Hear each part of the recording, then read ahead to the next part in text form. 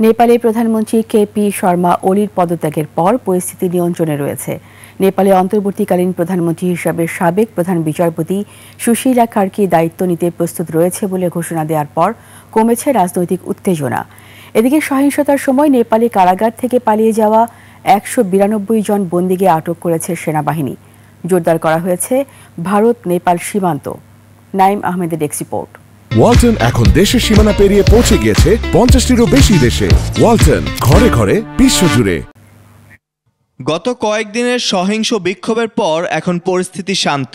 সামাজিক যোগাযোগ মাধ্যম বন্ধের প্রতিবাদে শুরু হওয়া এই বিক্ষোভ পরে ব্যাপক দুর্নীতি বিরোধী আন্দোলনের রূপ নেয়। জেনজিদের এই আন্দোলন থামে প্রধানমন্ত্রী কেপি শর্মার পদত্যাগের পর। দেশের স্থিতিশীলতা ফিরিয়ে আনতে প্রাক্তন প্রধান বিচারপতি সুশীলা কার্কিকে নেপালের অন্তর্বর্তীকালীন প্রধানমন্ত্রী হিসেবে নিয়োগ দিচ্ছে দেশটি।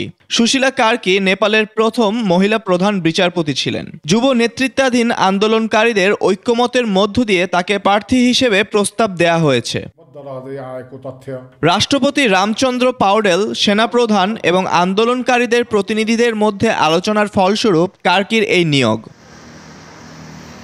অন্তর্বর্তীকালীন সরকার নিয়োগের লক্ষ্য হল রাজনৈতিক দুর্নীতি এবং অর্থনীতির উন্নতি করা। ওলির পদত্যাগের পর থেকেই দেশ রাজনৈতিক অস্থিরতার মধ্যে আছে। কর্তৃপক্ষ কারফিউ জারি ও সেনাবাহিনী মোতায়েন করে পরিস্থিতি সামাল দিচ্ছে।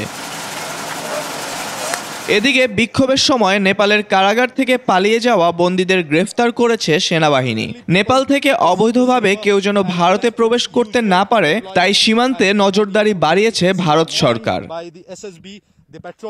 চলমান অস্থিরতার বিষয়টি নিয়ে নিরাপত্তা বৈঠক করেছে ভারত। দেশটির সঙ্গে নেপালের ১৭৫০ কিলোমিটার সীমান্ত, যা কৌশলগতভাবে অত্যন্ত গুরুত্বপূর্ণ। Naim Ahmed, desk report, ২১ television.